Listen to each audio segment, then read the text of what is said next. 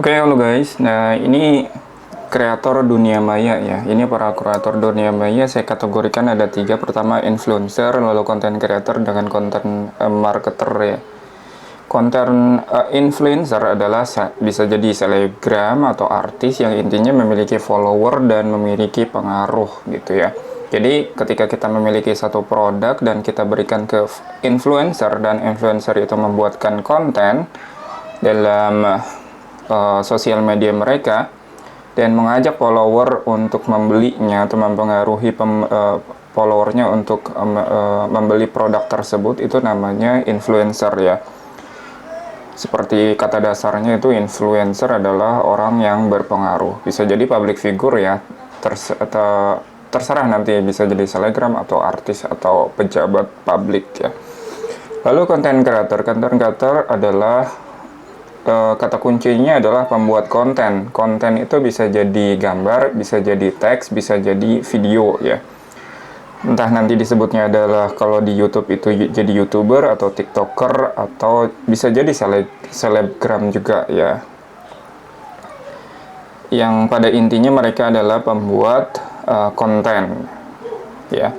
Yang ketiga adalah konten marketer. Nah, ini lebih ke tontonan yang lebih ke menjual sih sebenarnya ya. Jadi bisa jadi hard selling atau sub selling atau storytelling ya. Ya, kalau menurut saya influencer itu sudah mulai ditinggalkan dan nggak laku. Konten kreator juga mulai jenuh, kehabisan ide dan mulai ditinggalkan ya. Apalagi semenjak kemarin ada sosial media TikTok ya. Sosial medianya mungkin tidak mati, cuma masalahnya kemarin TikTok Shop-nya sudah diberlakukan untuk terpisah ya, itu saya agak lupa namanya apa. Jadi tidak boleh menjadi satu. Konten marketer juga sama ya. Kalau menurut saya konten marketer itu bertahan karena memang lebih ke penjualan ya. Entahkah ke hard selling atau soft selling atau story selling, terserah dari gaya mereka ya. Kalau konten creator ya memang fungsi mereka itu lebih ke konten ya, karena mereka entahkah kontennya edukasi, entahkah kontennya hiburan atau dan sebagainya. Nah, dua ini, influencer dan konten creator, ini sangat pengaruh dengan algoritma sosial media atau media yang mereka gunakan ya.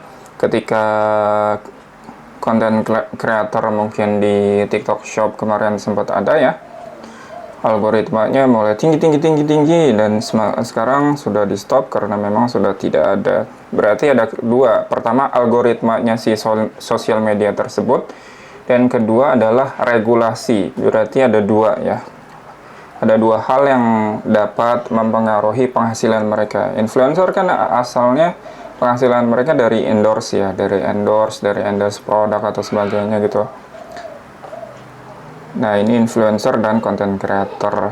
Jadi pengaruh banget ya kalau misalnya sosial medianya berubah ya, mereka juga akan berpengaruh ke penghasilan mereka. Itu dari sisi algoritma.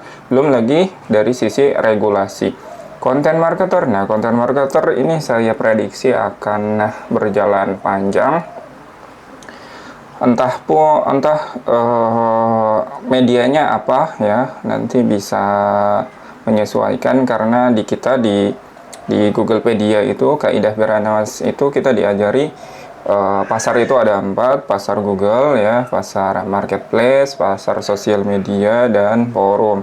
Jadi kita tidak hanya menggunakan satu media, misalkan hanya TikTok saja ya. Kalau TikToknya sudah dilarang gitu ya, seperti kemarin, maka kita nggak bisa jualan gitu. Maka dari itu kita harus menguasai 4 pasar tersebut, yang fungsinya adalah nanti kita dapat ditemukan di berbagai media, lu lagi gitu ya. Kalau di Google itu lu lagi ya. Ketika kita dicari dalam satu halaman, nanti muncul nomor kita lagi.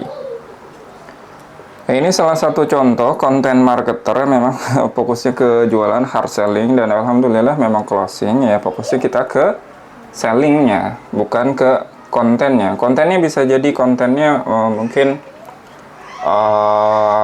tidak bagus atau tidak memenuhi syarat keindahan para para desainer atau sebagainya ya, tapi tetap menghasilkan penjualan, entah nanti pakainya teknik hard selling atau soft selling atau storytelling gitu teman-teman.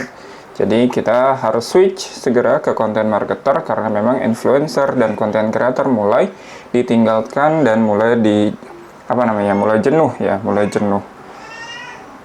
Makanya sejak ada penetrasi TikTok Shop itu rata-rata mereka jadi content marketer ya. Content marketer fokusnya hanya di affiliate gitu. Ketika mereka affiliate-nya sudah dilarang gitu ya, TikTok Shop-nya sudah dilarang, ternyata mereka tidak memiliki penghasilan sama sekali. Maka dari itu kita harus kuasai 4 pasar tersebut.